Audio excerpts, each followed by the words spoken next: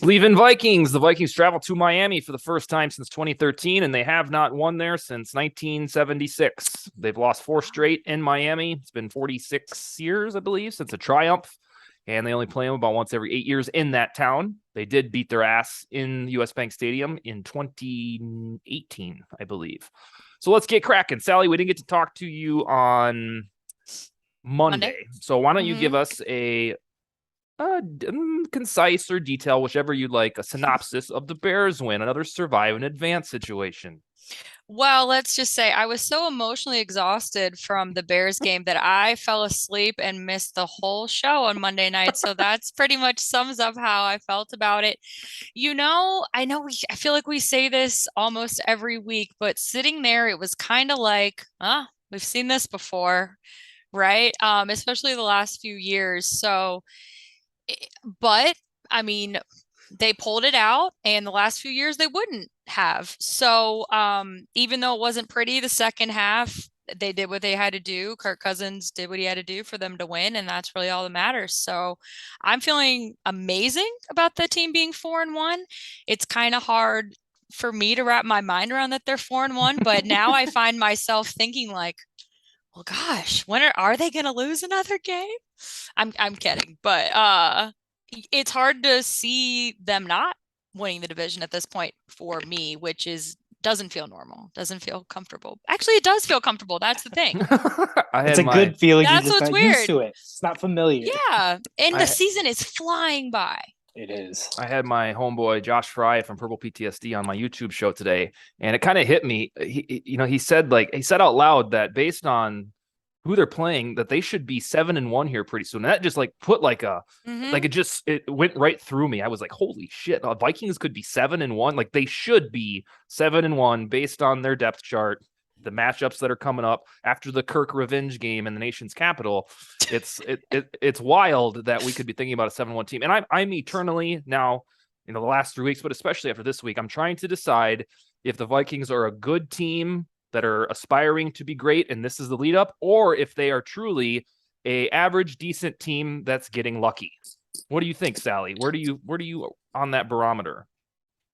Well, I don't think the competition of who they've played, at least the last three games, really. three games, are really going to give us a true test. Of course, it is better to win against bad teams than to lose. The comebacks were obviously disappointing, but they did what they had to do in the end to win. I really still don't know how to feel about this team, and I don't think that they're really tested until Buffalo.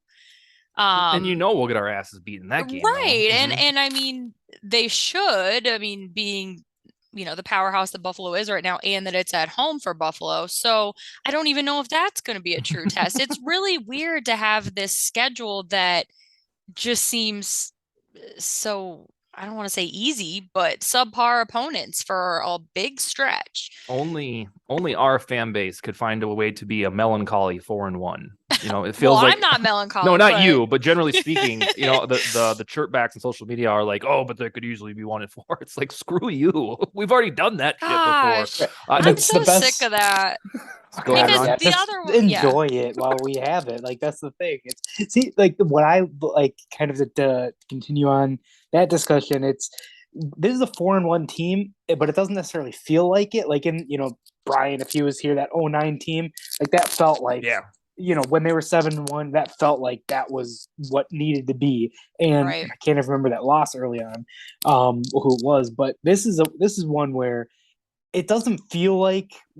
I feel like we should be grateful we're 4-1, but also I feel like we haven't seen this team at its best. Mm-hmm. Like they've had their faults, and I feel like whether even like last game where special teams kind of laid an egg, like we haven't seen the team kind of click to the fullest yet. And now who knows? Maybe they don't have that, and then they're a one and done team in the playoffs. But there's enough talent on both sides of the ball, especially offensively. Like if teams want to keep trying to. However, they're guarding Justin Jefferson in a cover 3 or cover 2 scheme, and he's just burning them. Like you can't. He's gonna do that every single game, and not every team has a Darius Slay. So, I'm interested to see how that works. Like if they do get on this roll, and do end up 7-1 because of the favorable schedule, like then again, like Brian's team with the Ravens, where they weren't the best team going in. Like I think they were the 6th seed, and it was Joe Flacco at quarterback. Nothing against him; he had a great run, but he's a average quarterback throughout his career, and he was able to get the job done because things started to click. Whereas, so I don't think at any point we'll ever be the favorites in the NFC, but it'll be kind of nice to see because there's enough talent where if they click, they're going to be tough to stop. At least offensively, we'll see if the defense can keep up with it.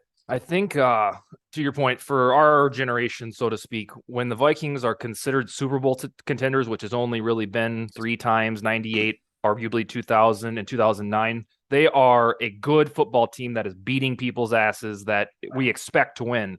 And right now, we really want that to be the case with a new sexy coach. We want to be that team, but we're not quite there, or we're not that good. So I think it's this thirst that, well, they're not doing it like Favre did or Randall Cunningham did. Well, we don't know if we have a team like that. 2017 was dominant, but we didn't know it until 2 months and a half into it, and was dominant because of defense. And that's not quite as fun as, Moss going all over the place and Chris Carter scoring touchdowns. So I think we're in this tender phase of trying to figure out, are they really a Super Bowl contender, or are they kind of a ceiling 11-6 team?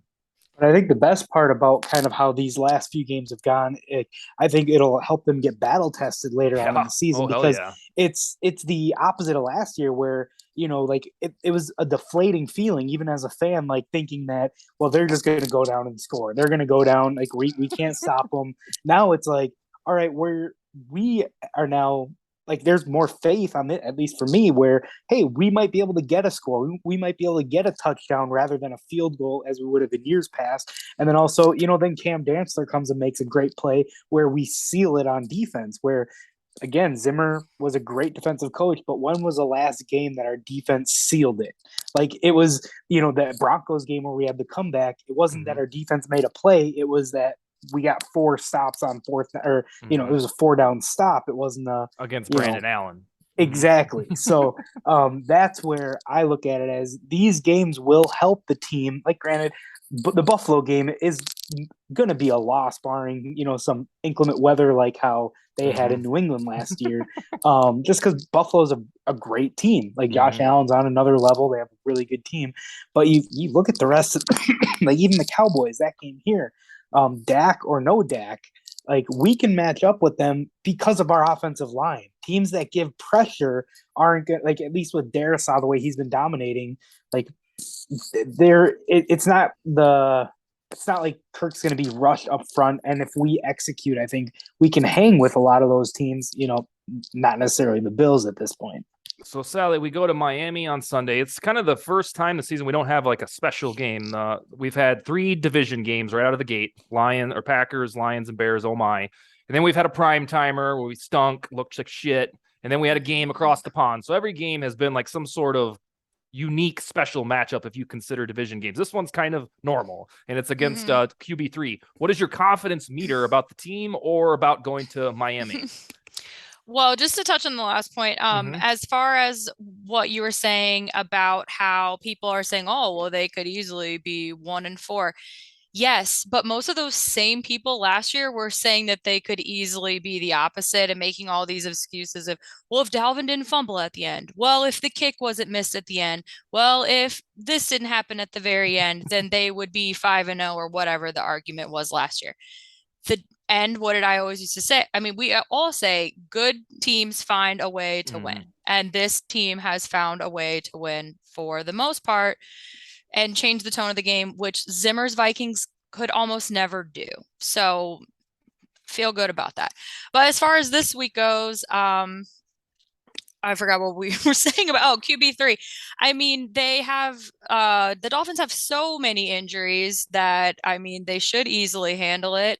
But you know how I feel about a little unknown quarterback coming on the scene against the Vikings. So I don't know. Not sure. But my heart would rather see him than Teddy, just because, I don't know, just pulls at the heartstrings a little bit. But I don't know how to feel about it. I mean, I know on paper that, how many point spreads was the point spread right now? 3.5 for Vikings. Only 3.5? For now, yeah. It might go up a little bit. I mean, they should absolutely dominate them in every way, but I never feel safe with Here's where I'm at, Ron. This feels like a game. It's probably the Zimmer in me that feels like they're probably going to find a way to lose. Kind of like the way you and I felt going to Philadelphia. I feel miniature vibes of that, and I felt it since late Sunday night, thinking, all right, I don't know if I'm going to be able to pick the Vikings. And then the Skylar Thompson news hits today where it's semi-official that he's going to start. And even this afternoon, I was thinking about it, trying to get my prediction ready, thinking I really think the Dolphins are going to find a way to pull this out and then bring us back to earth. But here's what I settled on. The Skylar Thompson-led Dolphins got their asses spanked by the Jets, 40-17. And then once I reiterated that to myself, I was like, all right, the Vikings, in my opinion, are better than the Jets. And I don't care if it's on a away field. I think the Vikings can survive Skylar Thompson and his 26 rushing touchdowns at Kansas State. What is your confidence meter? So, yeah, honestly, once I heard the Skylar Thompson news, like for me, yes, he's unknown. He's fairly unknown. But that's where I was extremely excited because I think even if Teddy was playing, like granted, I would like to see Teddy because like you like to root for the kid. But I think Teddy could beat us with those weapons that they have on the outside because he might not have the deep ball, but Teddy's a very accurate quarterback. So whereas Skylar Thompson, it's not just him. Like Taron Armstead hasn't practiced this week. Raheem Mostert hasn't practiced. Like they're missing a lot of guys on their team. Xavier Howard's banged up. So if you have the rookie quarterback without the speedy running back in Mostert and the premium left tackle in Taron Armstead, that's going to be troublesome for him. Now, again, I'm starting to get some of that PTSD that Sally has with backup quarterbacks, as in, the Chase Daniel, the obviously Cooper Rush, although Cooper Rush hasn't lost to anyone yet. So it wasn't Matt Moore. Like, exactly. All like the list goes on and on of these quarterbacks that we've lost to that we make look good when they shouldn't. But this is one where, again, I don't know if it's the Kool-Aid from the new coaching regime, but I feel like it seems like we're not going to be necessarily out coached. That's not the word I'm looking for, but or we're not going to be under prepared. I feel like, especially being with him being an offensive guy, I don't think he is going to care like who the quarterback is on the. I mean, he is going to care, but he's going to be focused on, what, our offense still needs to put up points. You can't win a game 3-0, which would be Mike Zimmer's dream scenario throughout his career. So, but you go down. If we remain healthy, it sounds like Booth is gonna be healthy, and then if our other guys play, it is one of those and I hope it's not a trap game, but it's hard to have a trap game with the bye week on the other side of it in my mind because it's hard. How do you overlook like a team? Like, I mean, I guess there are players who do, like fat cats get slaughtered mentality, but hopefully they're not looking at that. They can enjoy their time, come out with a win, even if it's a 1-point win. I don't care. Like 5-1 going into a bye, I'm happy with it. And the Dolphins are 3-2, and you're on the road, so you shouldn't be taking anything for granted. I don't care if Skylar is the quarterback. An interesting note: the Vikings have won 6 straight games against rookie quarterbacks. Justin Fields, David Blau, who's on the Vikings now, Brandon Allen in a crazy game, Daniel Jones, Sam Darnold, Josh Rosen. The last time they lost to a rookie quarterback is, no surprise, Josh Allen and his hurdle in 2018. All right, I'm going to throw a curveball at you here, Sally. We are 5 games through this. What has been your favorite Vikings moment so far of 2022? Oh, gosh, I'm not good at thinking on my feet. I got to just pick one. Would it be beating the Packers, double doink? Oh, yeah, gosh, that's already so far in my rear view. Yeah, it's absolutely beating the Packers, of course. And how many sacks did they have on Aaron Rodgers? Was it 3? Yeah, and then Hitman picked him off, which is rare. Mm-hmm. That's my favorite cumulative memory. Okay. Yeah, and it's weird to look back thinking the only dominant win we had is against the Packers. But, right, I know, isn't that crazy? I think we're bearing the lead here. Okay. What about the ping pong table being removed from the Dolphins locker room? I mean, that could change everything. You think let's get down to business? Let's stop monkeying around. It could change everything. That's all I'm saying. And I wish Bryant was here to ask if he's ever had a ping pong table in a locker room and how that affected things. What about our homie Chris Thomason or something? I think he got an interview with John Elway, and Elway really made it sound like O'Connell was the one that got away. I don't know why Elway would do that interview, and just probably because he has Hackett.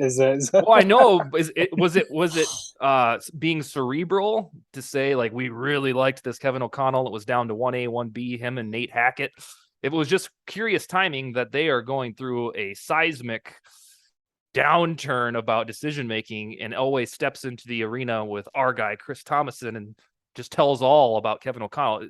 Really weird for an ego guy. I wonder if it has to do with because they went through an ownership change, and wondering if that old ownership was, because rumor has it Hackett was brought in because they thought that if they had Hackett they can get Rodgers. Yeah. Like that's what I've been hearing, and then that fell through. So then they pivot to they thought is the next best thing, and apparently giving $250 million to Mr. Unlimited is the next best thing. And you guys know my sentiments on that guy. So maybe this was Elway's way of saying, "Don't blame me." That's what I'm thinking. I wanted KOC.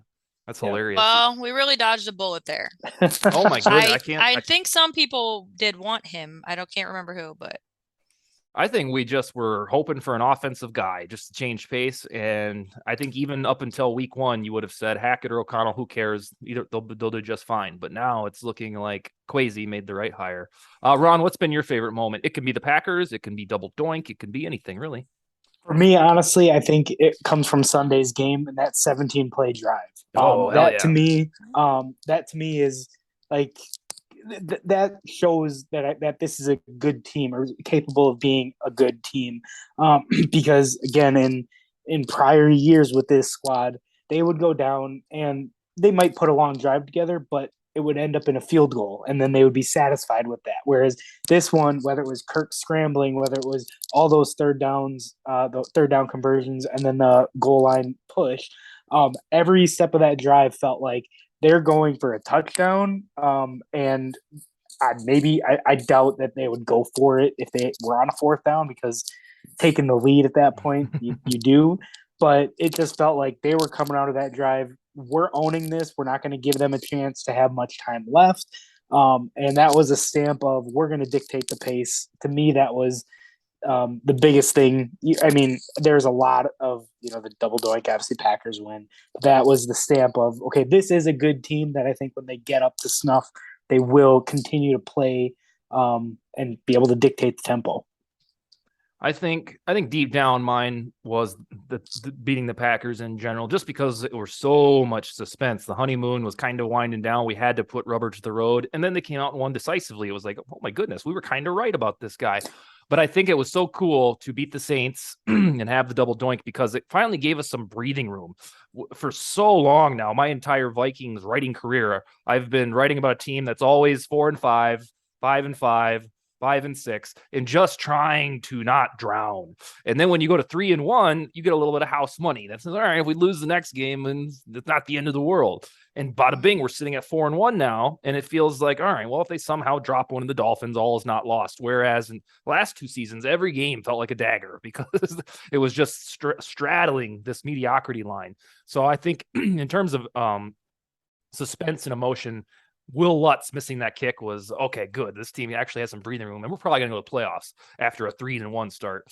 I know we're all scarred from the 2016 meltdown, but I digress. Sally, I know you don't want to assign a score to the prediction, but do you think the Vikings will win, or are you undecided? I think that they're going to win, and I think it's going to be a little bit of a different tone than the last couple games. I don't think there will necessarily be this huge second quarter or second half comeback.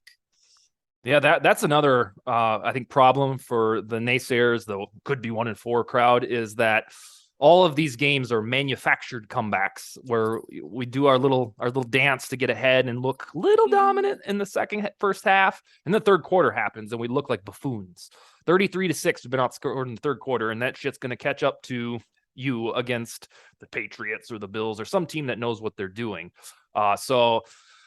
All right, yeah, I after I realized the Jets took care of business, I'm going to go with the Vikings. I think I said 27-23 on Vikings territory. Ron, why don't you finish us out with your prediction, sir? So, yeah, I think I'm right there. On paper, we're the superior team. They are at home. It is the NFL. weird things happen. But I do think we go down, take care of business. I don't see us being scoring 30 at this point, like just because I think we have a balanced offense where if they get up, they'll start to milk the clock a little bit and just take that win. But 27 seems like a good number because I don't think we're gonna score 4 touchdowns, but yeah, I think we're gonna score enough. So yeah, I'd say 27, but I think more of a 17 for the Dolphins. I think just the rookie quarterback, 7th round pick, a 25-year-old rookie at that. So I forgot about that. He's seasoned. But it's a good story. Yeah, so we'll see. Hopefully we're not here on Monday. I don't know if we're going to record, if you're still going to be in Miami or not. No. But, well, so yeah, when we catch back up next Wednesday, hopefully we're not sitting here like, what did we do? What happened? Going in the bye like that. But I'm feeling good. And I'm excited to be going down there and see, because this is the best team we've had for a while, or I mean, record wise, like not on paper, but hey, let's get to 5-1 going to the bye and take it there. Wednesday, are we going to talking about what happened concerning you two in Bryant McKinney's suite, or are we going to be talking about the game? No, we'll make it an extended Wednesday episode. Bryant can dish on our shenanigans. There's going to be a lot to break down next Wednesday. I don't think 30 minutes is going to cover it. Sally, do you have any closing arguments for the group? I don't. Just need to give a quick shout out to our girl, Shelby Tweeton. When did we have her on? Was it last summer? She was on. Yeah. Well, who was we had a cool guest for her. We did. I don't remember. I will have to look back at who it was, but she was great. She absolutely was. Yeah. And so anyways, she just started her own clothing line. If you're watching on the video, you can see it. But if not, check it out on her Twitter page. She's making a lot of vintage things for those of us that are frustrated with the NFL not putting out anything good. So just wanted to give her a little mention and check her out. I'll tag her on the Believe page too. Oh, fantastic. Yeah, I just looked it up and she was our featured guest that week. And okay. Yeah. Okay. Cool. About 70 episodes ago. We've been doing this for quite some time. All right. So the whole panel's picking the Vikings. A couple of us are going down there. I'm not sure. Bryant had scheduling snafu tonight, but we'll reconvene with him and then hopefully be discussing a Vikings win in 1 week. We sure will. Yeah, 5-1 would be glorious and just so unforeseen. Except for Raun, who picked them to go undefeated in the division. Raun was right. I didn't say undefeated. I said 5-1 in the division. Yeah, correct. The Packers split. That'll be there, but I'm on a Kirk Cousins apology tour and it's a Raun apology tour starting. I'll take it. Starting Monday. This is what winning does. We'll have to get you on FaceTime or something, when we're with BMAC and on Sunday. Do that. Yeah, definitely do that. That'd be awesome. I'm sad I'm gonna miss it. We are too. But just not balling like that right now. So all right, guys. On that sad note, we'll be back Wednesday and Skol, baby. Skol. All right.